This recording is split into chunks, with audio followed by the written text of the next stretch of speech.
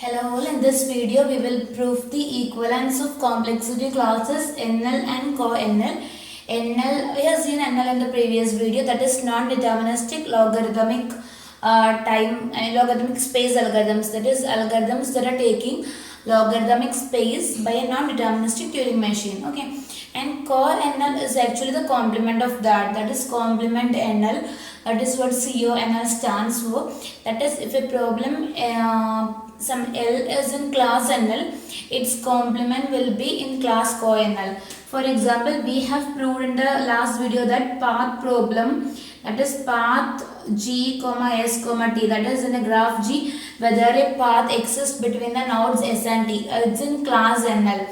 So this is element of the class NL. Now the complement of this, that is path complement, that is in a graph G whether there is no path between S and T. So that is path complement, that is it is true when no path exists between S and T. So that is element of CoNL. That means if a problem is element of the class NL, its complement will be element of class CoNL. This is actually analogous to the complexity classes NP and CoNP. If a problem is in class NP, its complement will be in CoNP. So just like that, if path problem is an element of NL, path complement will be element of CoNL. So we have proved that path is element of NL in the last class, and so definitely path complement is element of CoNL.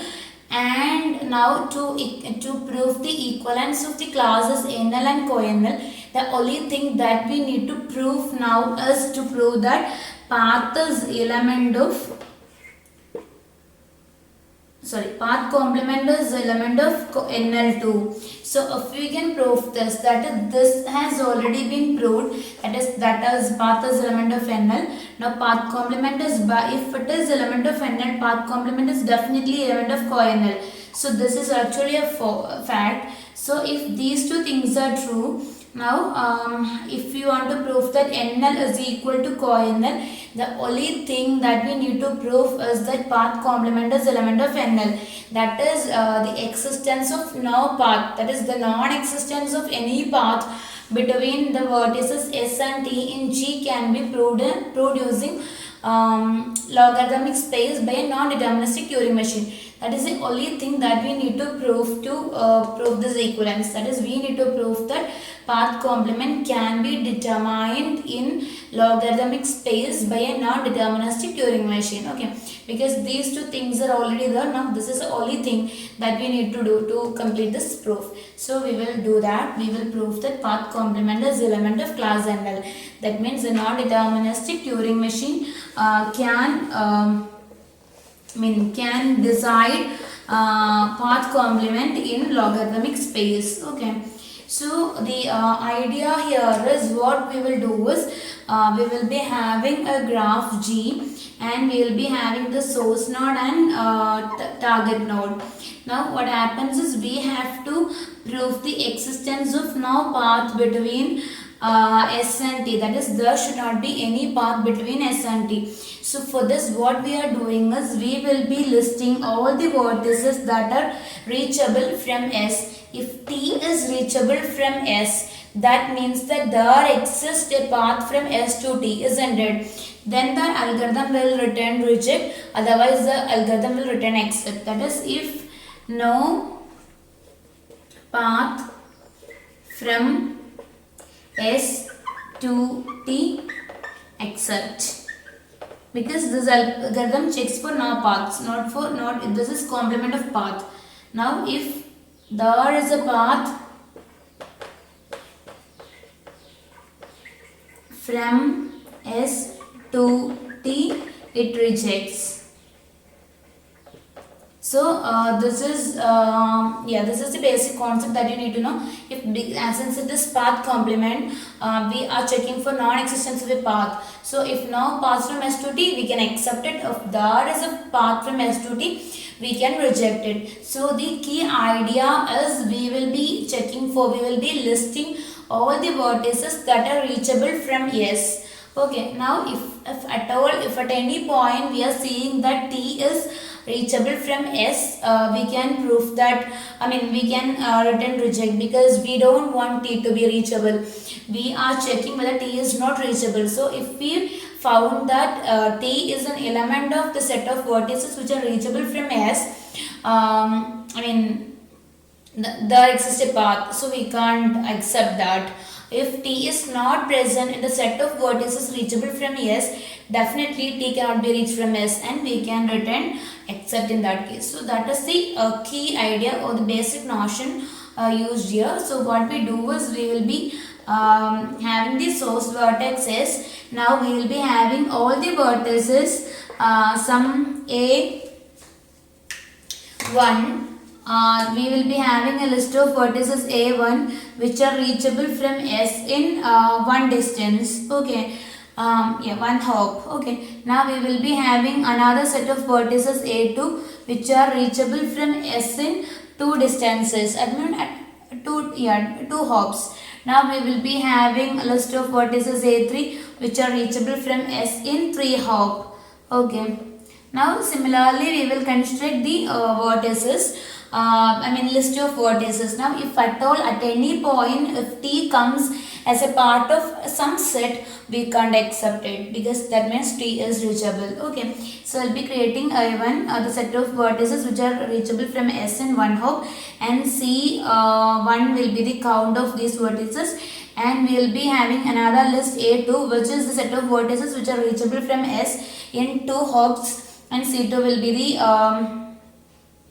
C2 S in two hops here, and C2 will be the count of those vertices, and we will be having another list as A3 which is the list of vertices which are reachable from S in at most three hops. This is at most two hop and this is at most one hop. Okay, so and the list goes on. At the end we will be having the list AM which is reachable, which are the set of vertices which are reachable from S in at most n hops, and the count of the same will be stored in CM. Now we will construct these lists recursively, and at any point if you can see that T is part of some set, we can immediately reject it because we don't want T to be reachable. Okay, so this is how we do this. Now one thing that you need to know here is you can't store these, this AIs cannot be stored at all, because at some point AI can have all the vertices in the graph, because if all the vertices are reachable from S, in case if the graph is completely connected and if all the vertices are reachable from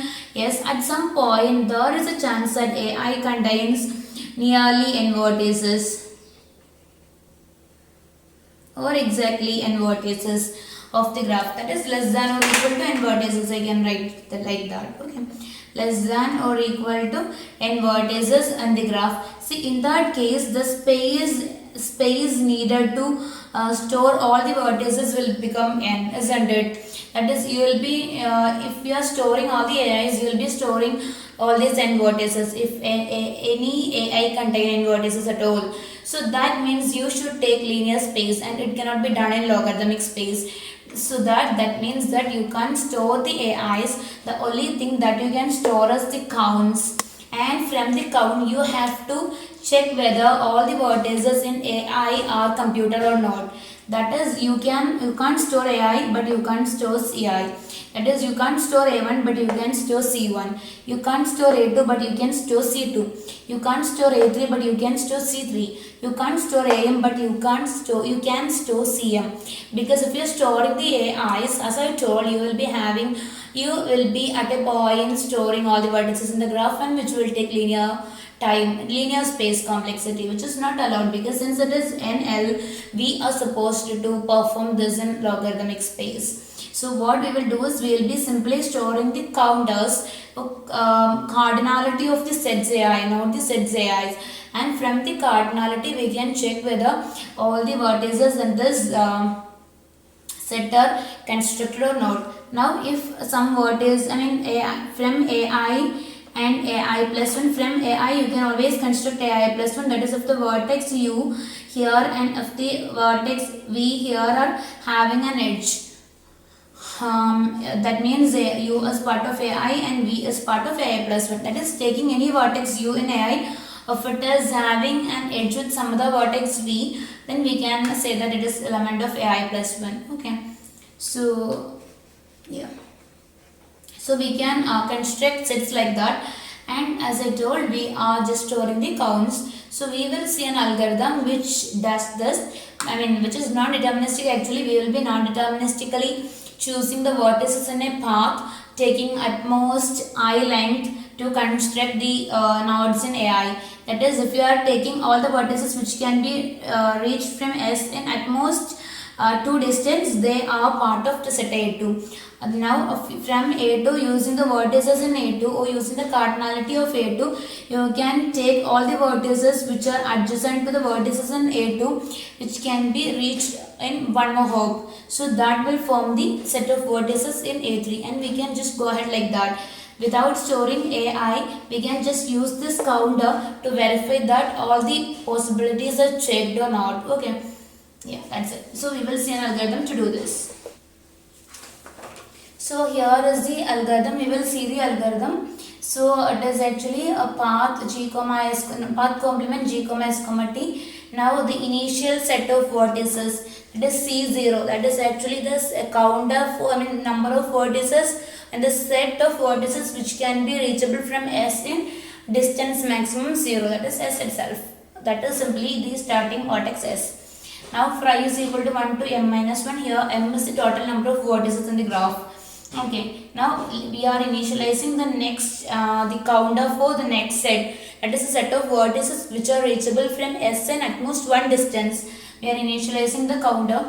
Now for each node V and S, V naught is not equal to S and G. Now we are initializing D to 0. So D is a variable which keeps track of whether this Ci, that is if AI contain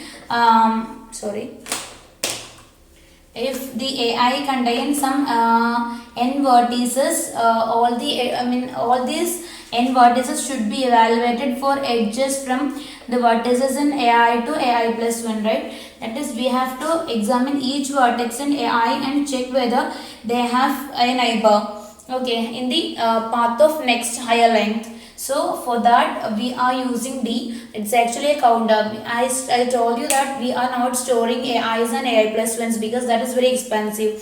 So instead we are storing the counter Ci and Ci plus 1 at each and every step. So this D is ensuring whether this counter has been counter is up to Ci. That is whether we have evaluated all the vertices in AI to check their adjacency with the vertices in the next set that is possible for us to create. Okay, so D is 0. Then for each vertex U in G, we are non-deterministically following a path of length at most I from S and reject if it doesn't ends at U. That is, we are checking for a path which reaches at the U that we are taking. Okay, now D++ is done to increment D because we need to construct if the counter for AI is Ci, the cardinality of AI is Ci, we need to check whether this D is incremented up to Ci. Then only we can verify that all the vertices in AI has been subjected to evaluation to check their neighborhood with vertices in AI plus 1. Now if U comma V is an edge, you can increment Ci plus 1 because of U in AI is having an edge with some other vertex V. We can surely, if U in AI is having an edge with some other vertex V which is not in our list, we can definitely assume that V is part of AI plus 1, isn't it? That is why we are incrementing the counter for Ci plus 1 plus. We are incrementing the counter for Ci plus 1 here. Okay. Now if that is done, we will go to D with the next vertex. We will check the adjacency with next vertex. If at some point D is not equal to Ci, that means we haven't verified all the vertices in AI. So that means we will be rejecting that because the computation was incorrect. Now for the final vertex, we will be doing this. Even then we will be checking whether U is equal to T. If a T has been found at any point, if T is found to be reachable from S at any point, you can reject it. Okay. Also D should be equal to Cm, that is the number of vertices in the last set. that also should be done to make sure that we have evaluated every vertex. If and only if we have evaluated every path, we can surely say that no such path exists, isn't it? So we have to do that also. And now if now path exists from U to S to T, we can accept it. If no paths exist, we can accept this. Okay, because we didn't reject it any point in between, that means that's an accept at the end. For example, if the graph is like some S gives 1 2 now 3 4 5 6 and T like this, in A0 we will be having S, in A1 we will be having all these vertices which are reachable from S in maximum one distance. Now in A2 we will be having all these vertices, that is vertices that are reachable from S in maximum 2 distance, and it goes on. Okay, so this D ensures that while creating of this is A0, this is A1 and this is A2, D0 ensures that we have evaluated all these vertices when we created A2. That is, then only we can completely construct A2, because we need to evaluate the neighborhood with all these vertices already with us. Then only we can evaluate A2. We can construct A2. So that correctness is checked by D in every step. Now if you look at the algorithm, you can see that the algorithm needs to store the value of M, U and V, then Ci and Ci plus 1.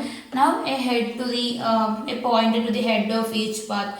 So these are the only things the algorithm need to store in each and every iteration. So this algorithm definitely takes just logarithmic space. It can be done just within logarithmic space, but by a non-deterministic Turing machine, because our every choice is done by a non-deterministic Turing machine. So this is actually can be done by non-deterministic Turing machine on logarithmic space. So we can say that path complement is in NL2. So path complement was in CoNL. Now we have proved that path complement is in NL2. That means NL and CoNL are the same. Hope this is clear. Thank you.